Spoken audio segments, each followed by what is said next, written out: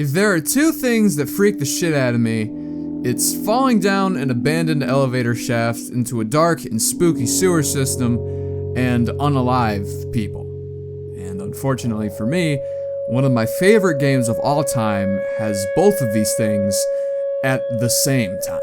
My first playthrough of The Last of Us was pretty damn entertaining when I look back on it. Cause I had no frickin' idea how to cope with any of these fears of mine yet, let alone how to get past them on my own. Every time I'd hear the of a clicker or the of an infected, I would kinda shit my pants. Just fucking drop a bear or two right on the spot. But through stained shorts, I was always able to keep going because I always had somebody by my side.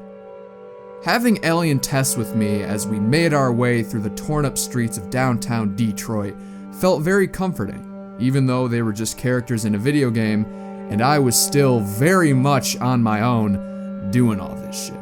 But then, and then, yeah.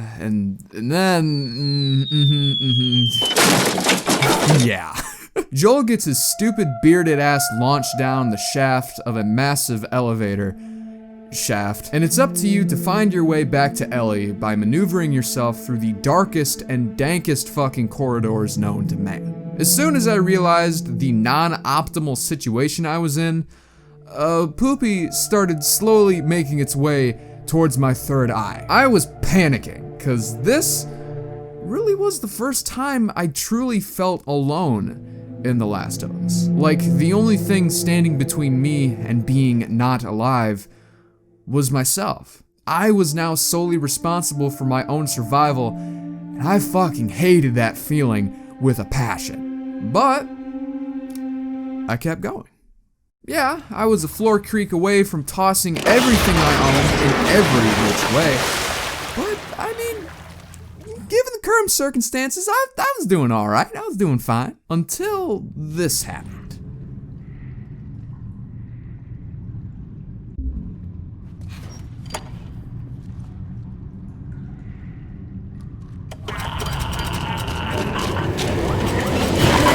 No, nah, fuck that. We ain't doing this today. I saw this shit and I shut my shit down. Held that button down for not one, but 2 beeps. Not a chance in hell was I gonna brown stain my gamer chair. Listen, I'm not pussy enough to admit that I'm a pussy when it comes to this shit. I know my limits, and this was it. Not only are you being hunted by a bunch of infected like a man being hunted by a bunch of infected, but you've also got Buck from Mountain Monsters over here hauling his beefy American ass at you like you were the notoriously elusive Hogzilla. After getting my face torn off for the first and final time, I texted my friend Nick, who let me borrow his copy of T-Lou, and explained to him my current situation. His response? Just do it, bitch boy. Was it you? Kind, supportive friends are one in a million. But Nick's soul-cutting words reigned true. If I wanted to see the rest of this game unfold, to experience a masterclass in survival gameplay and storytelling, I needed to man the fuck up, give my nutsack a good old flicking, and use the creeping numbness of my now flicked nutsack to suppress my fears and clean house. So after sitting there on the pause menu for a good 5 or so minutes, I psyched myself up, pressed play, and easily conquered the challenge before me. It was no big deal, no problems whatsoever.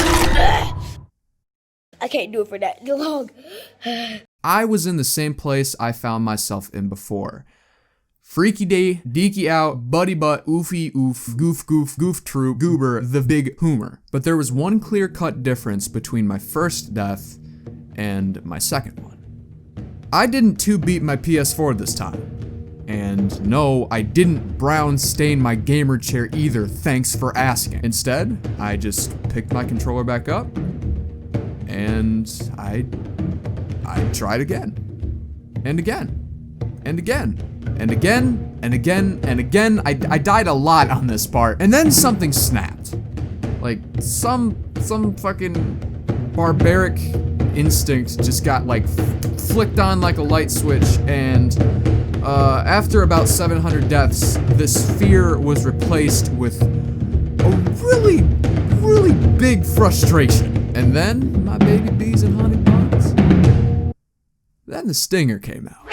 Oh, fuck! No one ever said the journey to success was going to be easy. I'm going to tell you this, the journey is going to be exhausting. There are going to be a lot of stops that you're going to have to make that you're not going to want to make.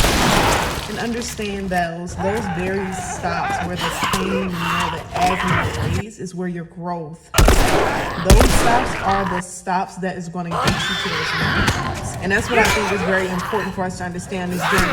When we have those hiccups, don't give up. Keep pushing, keep fighting. You're going to have to cry. You're going to have scratches and bruises throughout this entire journey. There's going to be a roller coaster, but you got to be steadfast and have faith. Have faith in that what you're doing, there is going to be a better outcome. Understand that sometimes when we go through things, we're not going through them for ourselves, but just so we can tell our story to help somebody else out. Because like I said in probably a while back in one of my videos, I mentioned how sometimes the very circumstances that we're placed in isn't just a revelation for us, it's a revelation for the world.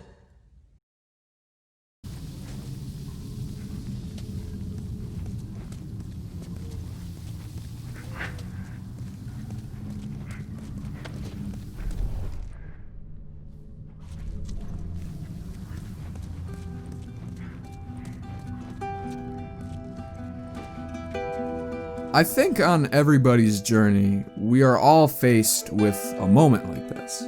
Us on one side, our goals on the other, and a big ass wall in between. But what's important at the end of the day is that we keep trying to get past it. Whether that means taking a break and reevaluating the sitch for a while, asking your kind and supportive friends for help, or just going stupid and Molotoving your nutsack. The only thing that matters, regardless if you fall and fail again and again and again, is getting back up afterwards and trying again.